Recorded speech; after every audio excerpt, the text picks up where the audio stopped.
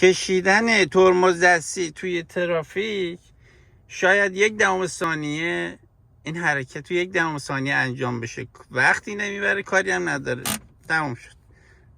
همین ترمز دستی باعث میشه که شما خسارتی نه به کسی وارد کنی نه به خودت. حالا چطور؟ معمولا دیدین تو ترافیک میرید ماشین جلویی، حالا با پهلو چراغ قرمز، قبل از چراغ قرمز، جای مختلف، ماشین جلویی یه دفعه میزنه ترمز.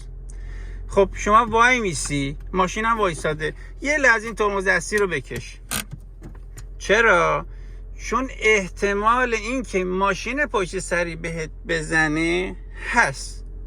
حالا اگری که شما میگه آقا پات رو کلاچ رو ترمز جفتش، ولی وقتی که ضربه از پشت به ماشین وارد میشه، به محض که شما بدنتون به عقب برمیگرده، پاتون هم از اون کلاچ شل میشه هم از اون ترمز. حالا اگه تو دنده باشه، شما با ول کردن کلاچ، ماشین هم که تو دنده است حرکت میکنه، کمک میکنی که بزنی ماشین جلویی. حالا اگه تو دنده نباشه، خب بازم همین مسئله است، ماشین حالت خلاص پیدا میکنه، پات از تو ترمز شل میشه و فشاری ضربه‌ای که ماشین عقبی بهت زده میری میزنی ماشین جلویی. حالا وقتی ترمز دستی کشیده باشه، موقعی که ترمز دستی کشیدن اگه تو دنده باشه، پات شل بشه، ماشین خاموش میشه، درجا حرکت نمیکنه.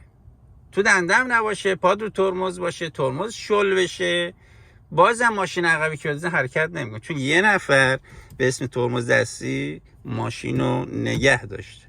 بس حواست باشه تو ترافیک ها معمولا ترمز دستی رو بکش که یه موقعی خسارت نه به ماشین جلویی بزنی، نه خودت مقصر بشی، نه به ماشین خودت خسارت بزنی.